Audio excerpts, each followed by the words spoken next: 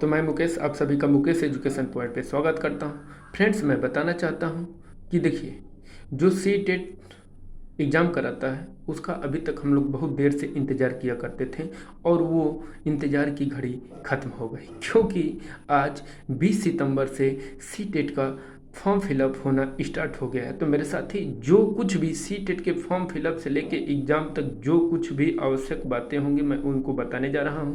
तो आप सभी लोग वीडियो को शुरू से लेके लास्ट तक ज़रूर देखिएगा। तो चलिए साथी, जैसा कि मैं बताना चाहता हूं कि आज से सी टेट 2021 का जो फॉर्म फिलअप होना है वो स्टार्ट हो गया है। 20 सितंबर से ये 19 अक्टूबर तक फॉर्म फिलअप किया जाएगा और फी पेमेंट 20 अक्टूबर तक किसी भी हर हालत में हो जाना चाहिए। मैं साथी बताना चाहता हूं कि सी टेट का फॉर्म कौन कौन फिलअप कर सकता है। तो मेरे साथी, आप जैसे कि जानते हैं कि अगर आप डीएलएड धारी हों या फिर बीएड धारी हों, आप कोई डिग्री अगर है तो आप लोग प्राइमरी के लिए और जूनियर के लिए फॉर्म फिलअप कर सकते हैं।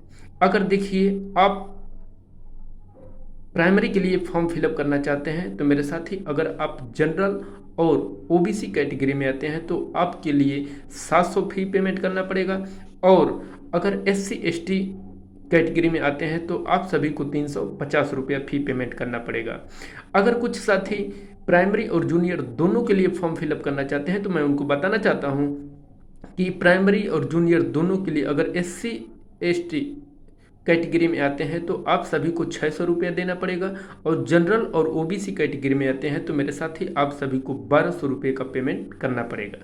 कुछ साथी कन्फ्यूजन में होंगे कि हम फॉर्म फिलअप कर सकते हैं या नहीं, तो मैं उनको बताना चाहता हूँ मेरे साथी, अगर आप एक साल, चाहे आप मान लीजिए डीएलएड कर रहे हैं, तो अगर आप एक साल कंप्लीट कर चुके हैं तो सी टेट का फॉर्म फिलअप कर सकते हैं, सी टेट का फॉर्म फिलअप कर सकते हैं।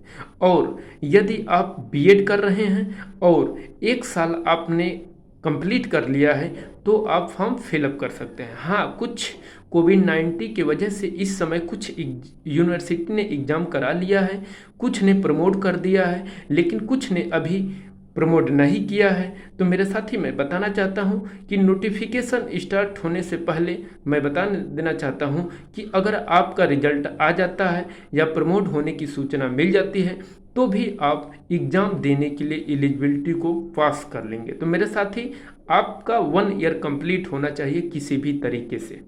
तो बस, और देखिए, और ज़रूरी जो सूचना है, इस बार जो पेपर है वो ऑनलाइन मोड से होगा। इसके पहले जो भी पेपर हुआ करता था ऑफलाइन हुआ करता था, 2 मीटिंग में, एक मॉर्निंग मीटिंग और एक इवनिंग मीटिंग में। तो मेरे साथी, इस बार जो पेपर हो रहा है वो ऑनलाइन मोड में हो रहा है। ऑनलाइन मोड में क्या है, बाकी सब कुछ वही है, पेपर वैसे ही आएंगे। इस बार थोड़े से कुछ पेपर पैटर्न में भी चेंजेस किया गया है, तो उसका नोटिफिकेशन सी टेट अभी कुछ ही दिनों में जारी कर देगा। एक पेपर पैटर्न भी जारी कर देगा कि हम पेपर कैसे पूछे जाएंगे, उस बेसिक पे हम लोग अपनी तैयारियां करते रहेंगे। लेकिन मैं बताना चाहता हूँ, जो भी स्टूडेंट्स हों, अगर सी टेट की तैयारी कर रहे हैं तो पुराने पेपर के स्तर से आप किसी भी बुक को परचेज कर लीजिए और पुराने पेपर के स्तर से आप अपनी तैयारियां को स्टार्ट कर दीजिए। जो भी चेंजेज हुए हैं सिलेबस में वो अभी सी टेट जो है सेंट्रल टीचर एलिजिबिलिटी टेस्ट जो पेपर कराती है, इसके माध्यम से एक आपको पेपर प्रोवाइड करवाया जाएगा कि हम अगला जो पेपर करवाने वाले हैं वो कैसे, किस बेसिक पे होगा, तो हम उसके बेसिक्स पे अपना तैयारी कर लेते रहेंगे। और मैं बताना चाहता हूँ कि जो पेपर का पैटर्न है उसमें 5 सब्जेक्ट तो पहले पूछे ही जाया करते थे। आप उसमें से कुल मिला जुला के 150 नंबर का पेपर हुआ करता था, और उसके बाद जैसे अगर ओबीसी कैटेगरी में आते हैं तो आपको अगर ओबीसी कैटेगरी में आते हैं तो 82 नंबर पाना होता था, और उसके बाद अगर जनरल कैटेगरी में होते थे तो आपको 90 नंबर पाना होता था। प्रत्येक क्वेश्चन 1-1 नंबर का होता था, तो 150 क्वेश्चन होते थे, तो 150 नंबर का पेपर हुआ करता था।